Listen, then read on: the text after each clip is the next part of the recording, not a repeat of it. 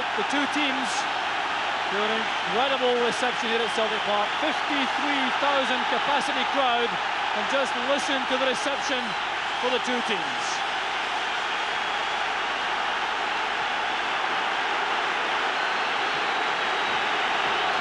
Still no Paul Elliott in the Celtic ranks, so Roy Aitken and Derek White continue at centre-back, with Tommy Burns preferred to Anton Rogan at left-back.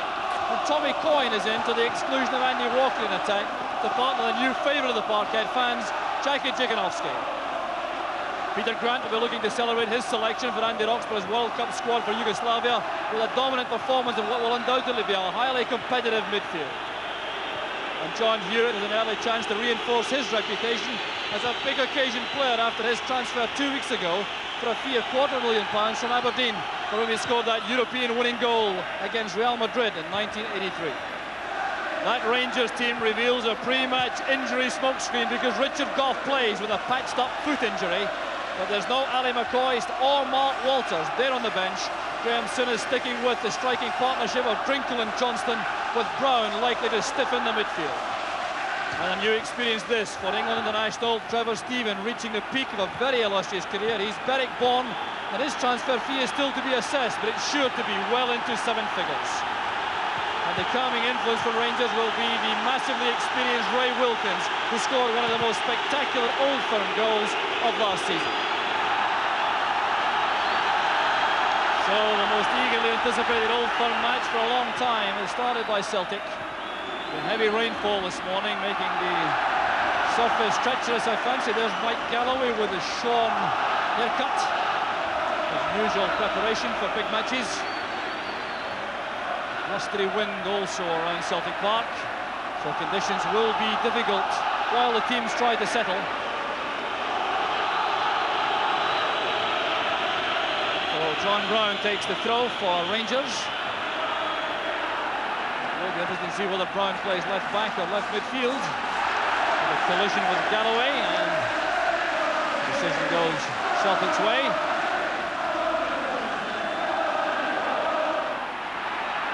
In comes Butcher. Galloway off by Drinkle. There's Wilkins. And Butcher with Brown.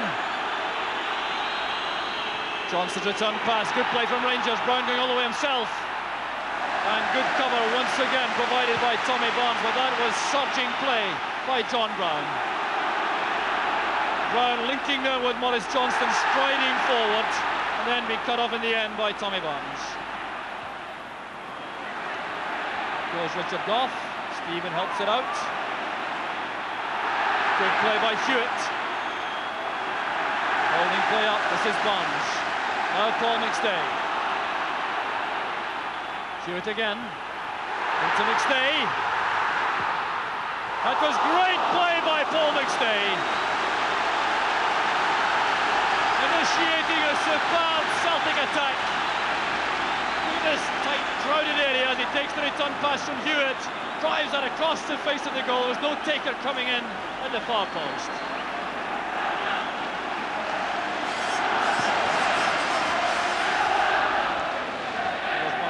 Judging that ball as it skids off the wet surface for the Celtic throw.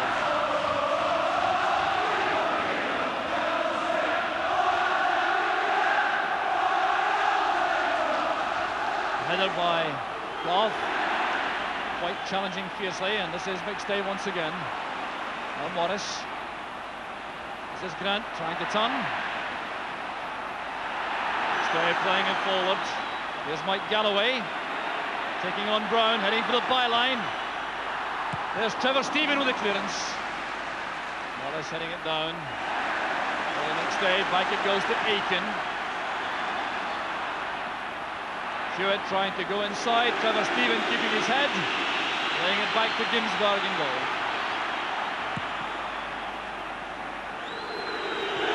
Johnston misjudging the flight, linking now with Drinkle. There's Wilkins. Jiganovski, well tackled. Here's Ian Ferguson. Now Drinkle. Steven.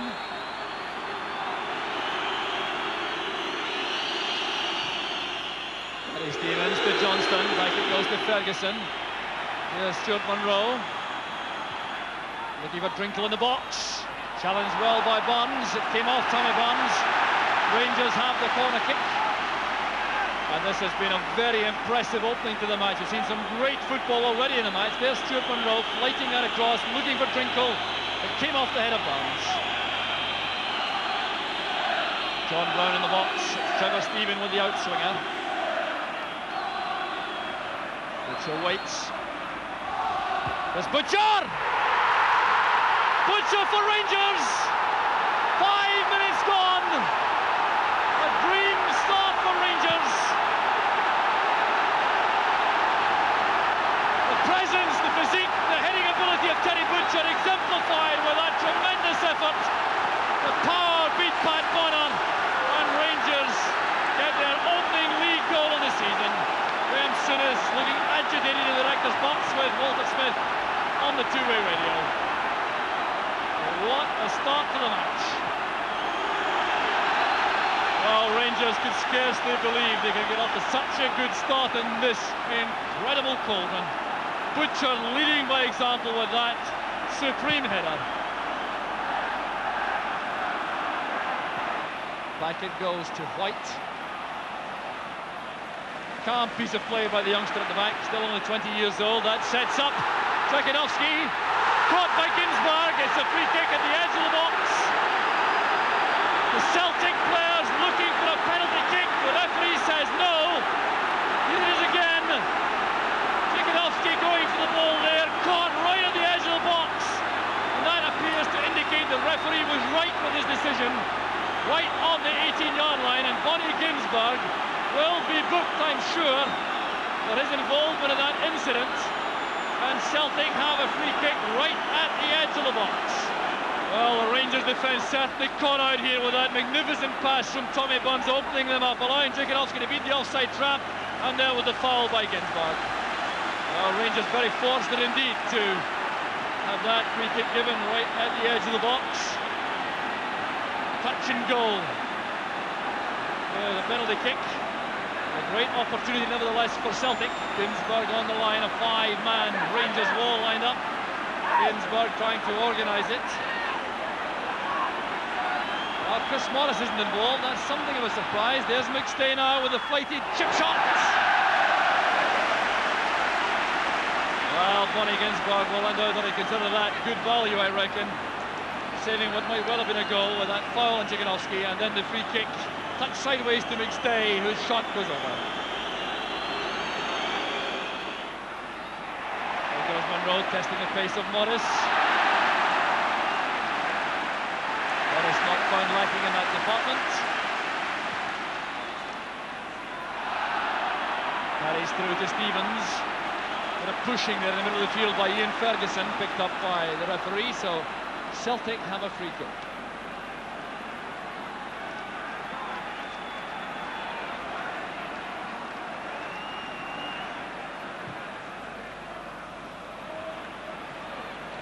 Butcher's header. Morris in quickly as Munro waited. John Brown helps it on.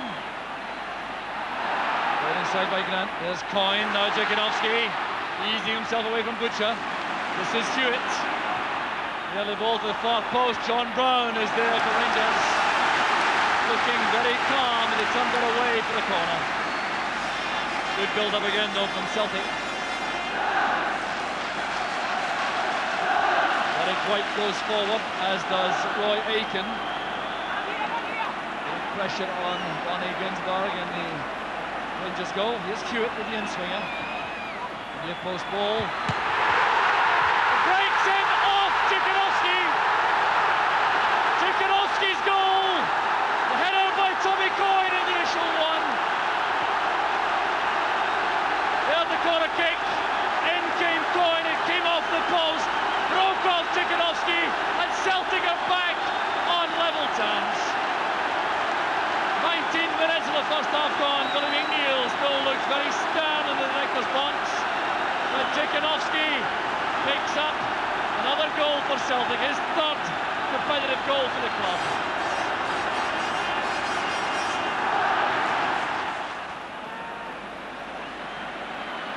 Well judged again by Butcher in the air. Aiken getting in front of Drinkle. That's good play by Stephen. Gets support now from Stevens behind. Wilkins doing well, retaining possession for Rangers as Celtic hustle in midfield. Handball by Aiken, he'll be booked for that. The pass would have reached Kevin Drinkle. Well, a bit of work being done already. The high ball played forward, getting beyond Roy Aiken, no question about that. Deliberate handball, and quite properly a booking for the Celtic captain.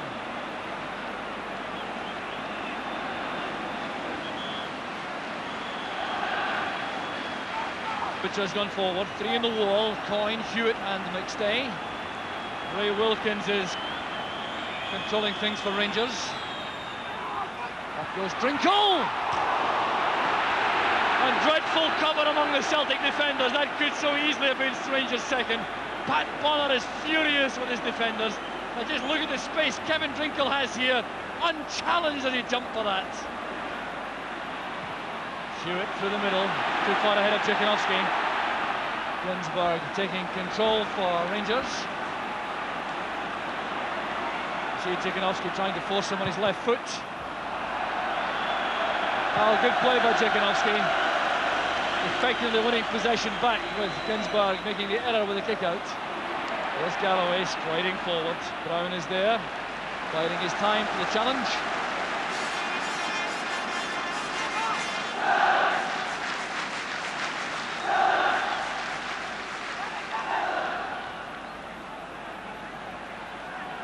Chris Morris this time with the throw. And to Coyne, there's Galloway, back to Coyne, he's offside. Well, a protest there being made towards the far side linesman.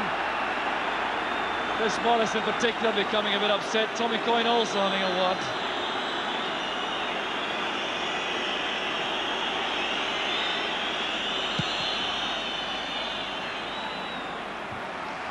Ferguson helps it on. Drinkle to Stephen, that's for Johnston. The first glimpse of goal for Maurice Johnston. Couldn't control the shot. An ominous gap there in the Celtic defence as Stephen lofted that ball inside. Difficult one for Johnston. A little bit untidy for the moment in midfield. Goff kept his eye on that. It's back with Tommy Burns though. And there goes the half-time whistle. Some excellent football in the opening 45 minutes with Terry Butcher giving Rangers that early lead, and then an equaliser coming from Jackie Tchaikovsky. A tale of two corner kicks it was really. The first corner kick taken by Trevor Stephen, Butcher going up unchallenged to bullet the ball home to give Rangers the lead in 5 minutes. And then it was a corner kick on the far side taken by John Hewitt right across the Rangers defence. Tommy Coyne's headed off the post. Tchaikovsky was there to knock it home. So the honours even in half-time, and that's just about right. At half-time, it's Celtic 1, Rangers 1.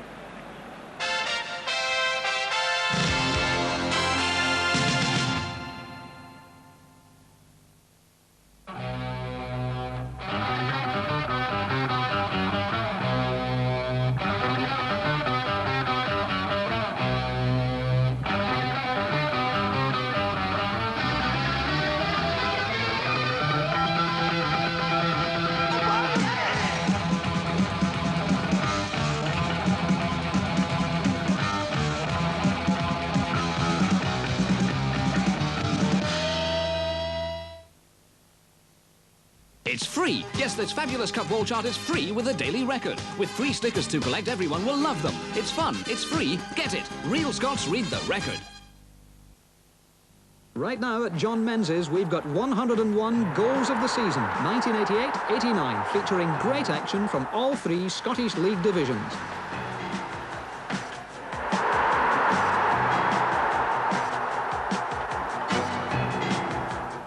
$101 goals of the season on video at just $9.99.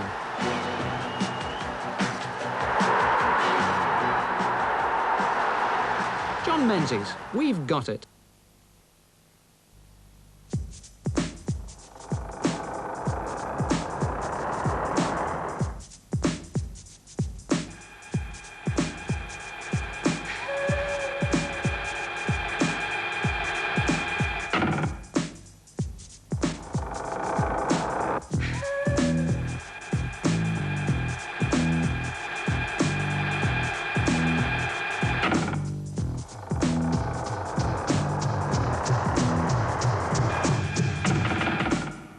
strongbow.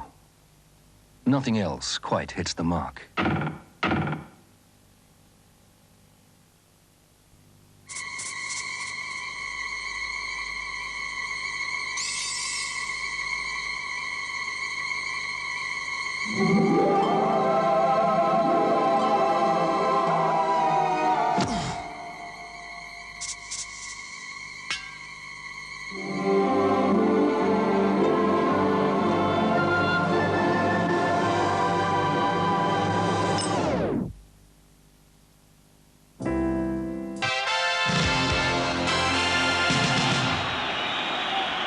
No change in either lineup for the start of the second half.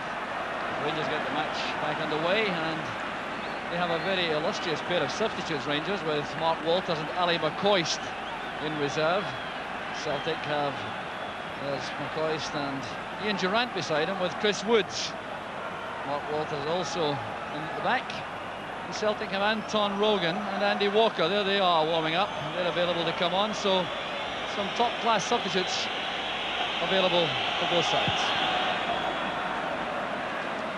Galloway get a touch, despite being pushed from the back by Brown. The Celtic have a free kick.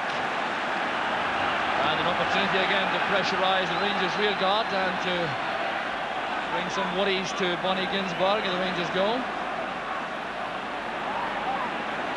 Paul McStay over the ball. Galloway at the far corner of the box, so is Aiken. That's for Galloway to chase. Appeared to be a hand used, but it was used by Galloway. Galloway clearly thinks he was being fouled on the run. Referee David Simon, decisive as ever, as that ball is flighted in. The challenge was made there involving Goff and Galloway, and the infringement is against Galloway.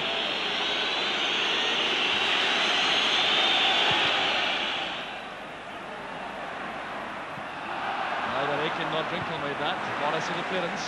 There's Tchaikovsky. They've got a good ball towards Coyne. Butcher is there. There's Stevens. The danger spotted by Derek White as Ferguson made the break from midfield. Neat play. Hewitt and Burns together. This is White. Grant lets him run to McStay. And away from Butcher. He has Coyne ahead. Great play from Celtic. Driven across. There's John Brown. Now Tchaikovsky.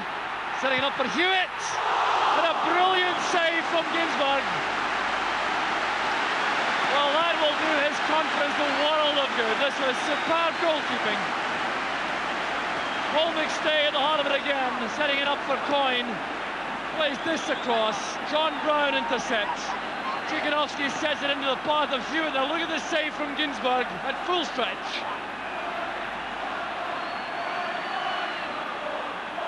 Hewitt to the corner. There's Coyne again, he's free! Well, what has happened to the marking inside the box at corner kicks?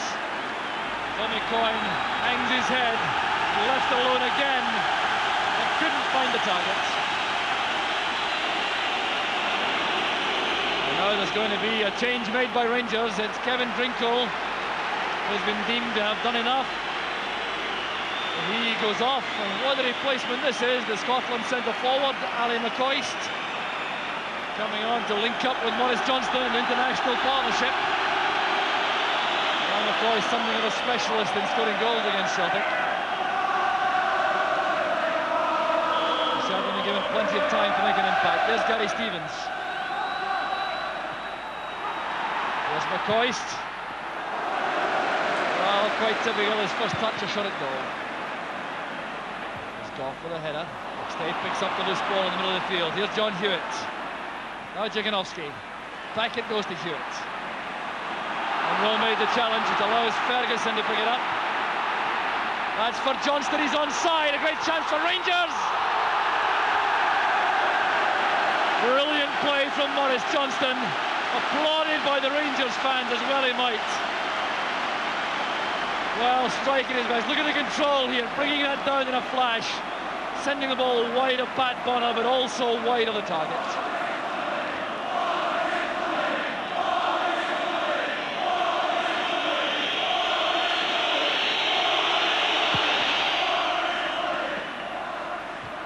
Butcher again winning the high ball. Here's McCoy. This is Johnston again. It's a great chance for Maurice Johnston. Well, perhaps he was over anxious. That's certainly not typical striking from Johnston. Set up brilliantly by McCoy. What a great pass it was. Johnston with lots of time and space, setting himself for the shot and pulling it well wide of the target. Oh, a shake of the head from Johnston. He can scarcely believe it.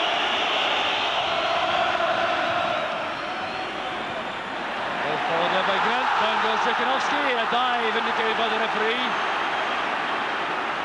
Well, certainly wasn't going to reach it. John Brown looks approvingly towards the referee. Ginsberg forced to his left foot for the clearance. Did well with that though. Here's Coyne. On for Dzikanowski. Can he go through himself? Brown gets back. Not quite the explosive pace required to go through the gap from Dzikanowski. But gaps now appearing in both defences. Rangers come forward again. There's Wilkins. And Stevens. Ferguson's onside. Down he goes, and a wrestle there with Aiken. Appeals for a penalty kick waved aside by the referee. Made, I think, more in hope than expectation. Butcher kneeing that to safety. Here's Tommy Bonds. Breaks there kindly for Dzikanowski. Giving away because they're that tight corner, running into Stevens. Stay battling hard with Ferguson in midfield. Here's Goff. Celtic accept the throw. It'll be taken by Barnes. Back it goes to Grant. Here's McStay. Eric White playing it in. Brown marking Galloway tightly. Laid off by Johnston for Monroe. That's for McCoist. A good pass from Monroe. McCoist in the clear on the right. Looking up. Trying to set it up for Johnston. There's Monroe. And the headed clearance came from Derek White. Well, McCoy is trying to use that opportunity to the full, and it was great defending by White. We'll see this now as McCoy breaks, look away, looks up, tries to see who's available, then flights the ball over, and it was Derek White who got back. There's Dzikanowski and Paul McStay. Right across to Hewitt, in it goes to Coyne. Wilkins in the right place for Rangers. There's Johnston. McCoy came back to stay onside. Waiting now for support. In it goes to Ferguson. Under pressure from Paul McStay. Here's Coyne. Having a run at Goff now. Making a little byline, good play from Coyne. Dzikanowski intercepted there. It's blocked by Ginsberg. Galloway's challenge on Ferguson. Monroe steps in, and down goes McCoy. The foul by Aiken. Well, it was a great opportunity there for Celtic, and Jackie Dzikanowski, when he sees this, may regret not letting this ball run when it came inside from Coyne. McStay was there with a great shooting chance. Ginsberg blocked the shot with his feet. Dzikanowski saying he didn't get a call from Paul McStay. Wilkins inside, there's Trevor Stephen. Easily picked up by Barnes. Galloway calls for the ball. Morris makes himself available on the right.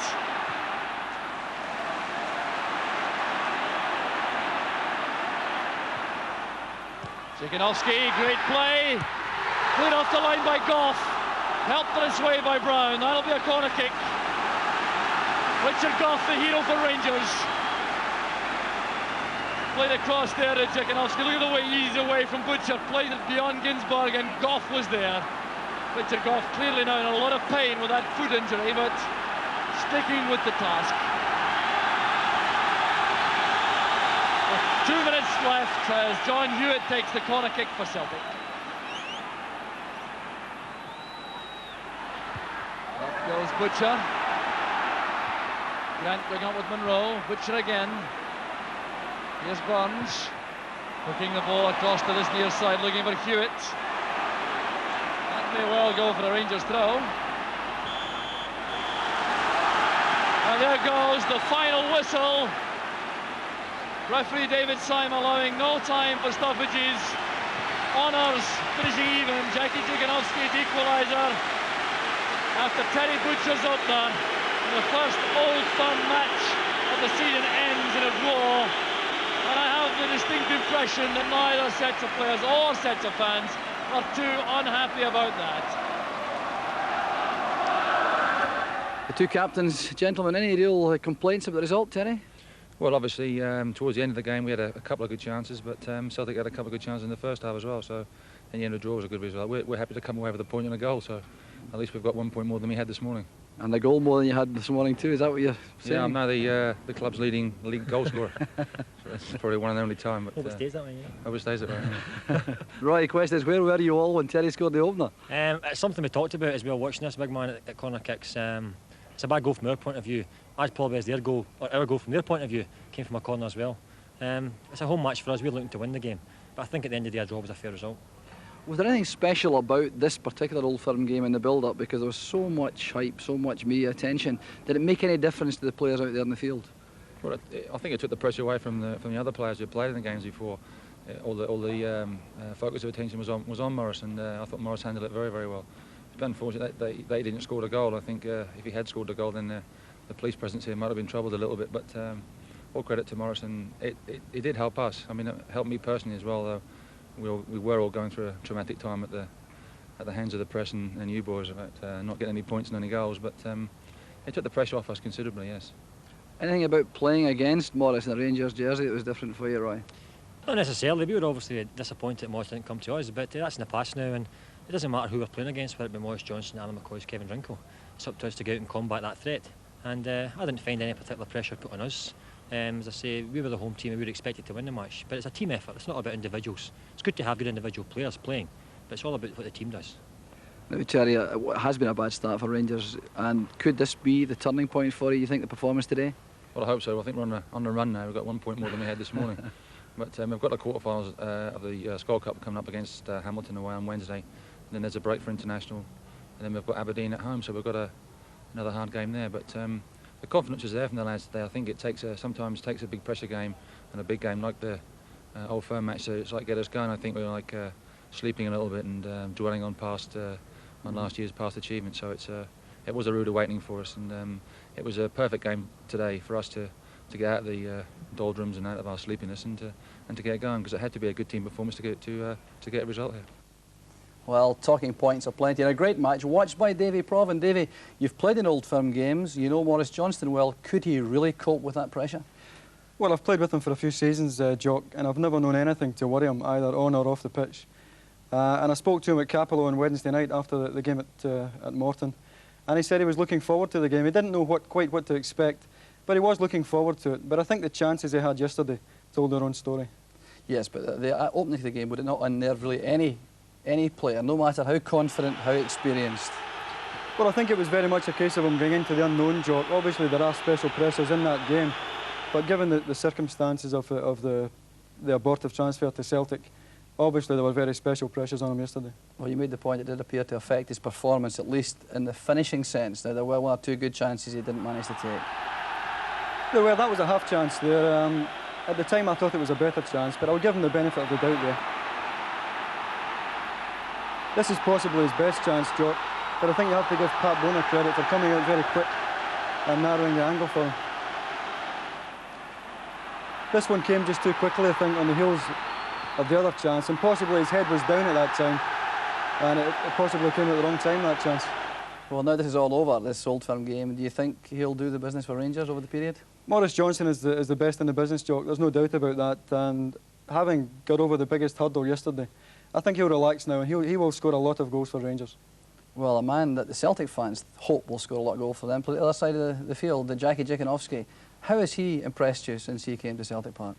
Well, he got off to a fabulous start, Jock. He scored a magnificent goal against Moscow Dynamo in a pre-season friendly and immediately endeared himself to the Celtic fans and has been very impressive since that. But yesterday was the acid test for him. Well, his first real action in the game was a bit controversial when there was a An incident which I think is still being argued about. Well, at the time, Jock, I thought it was a penalty kick. Having seen the pictures a few times, I think David Syme was correct. I think it was just on the line, or possibly just outside. We'll analyse that a bit more later, but what about Jankowski's performance? There's his goal. Well, that's a striker's dream, the ball falling to him a yard out, Jock, and good reactions. He's just knocked it over with his knee. He has some great close control. I think he's the type of player that you would pay money to go and watch, and he's following in a very illustrious line of good Celtic strikers, and it looks as if he's going to do the business for Celtic. Certainly the fans have taken to him. Well, let's go back to that first incident, the possible penalty kick. Now let's try and settle the argument here once and for all. You've watched it a few times and you said, let's look at this again. Yeah, I think there's no doubt the contact was made, possibly on the line or just outside, Jock. I think obviously David Syme could have done without having to make that kind of decision. It doesn't have the benefit also of these replays, does it? That's right, but I think in retrospect it's been a good decision by the referee. Now, there was another player in the match yesterday under some kind of pressure, unusually, criticised quite a lot early in the season. That was Terry Butcher, the Rangers captain. He didn't play particularly well in the first couple of league games. How did you think he responded to that challenge yesterday? I think Terry Butcher was unfairly criticised after he came back from his leg break. There seemed to be a bandwagon of people saying that he had lost a yard and that he was on the way out. But he's never been a player who's relied solely on pace. His great anticipation in the game is his great strength. And he led by example yesterday, not only with the goal, but some great tackles. And he was always geeing up the lads in front of him. The big man's just a winner and the type of man that you would want on your side. Another good interception by Butcher. He, of course, scored the opening goal. Well, I don't think Billy McNeil would be very pleased about that, but, you know, he's 6'2", Jock. He attacks the ball well, and regardless of how thorough you do your preparation and training, there's not a lot you can do about that. Well, that's one very experienced central defender playing yesterday, but a candidate for man of the match perhaps was Derek White at the other end for Celtic. Certainly. Still a very young man, and there were times where I thought he didn't accept enough responsibility, but here we see him. He's now prepared to break from the back, step into the midfield and take the ball. He's always had great pace, and certainly that got Celtic out of jail a few times yesterday. But he's got so much to offer now coming forward, taking part in the game and making a lot of good passes. And this performance after an excellent performance in the cup final. Well, he seems to enjoy the Old Firm matches, Jock, and that could be a sign that his temperament is ideal, because if you can play in that environment, you can play anywhere. Any other aspects of yesterday's game which appealed to your performances that you thought were special? Well, I thought Richard Gough and Terry Butcher were the best Rangers players, and I thought Paul McStay and Derek White were best for Celtic. But I have to mention the goalkeepers, Jock. Pat Bonner and Bonnie Ginsberg were magnificent yesterday in what were very trying conditions.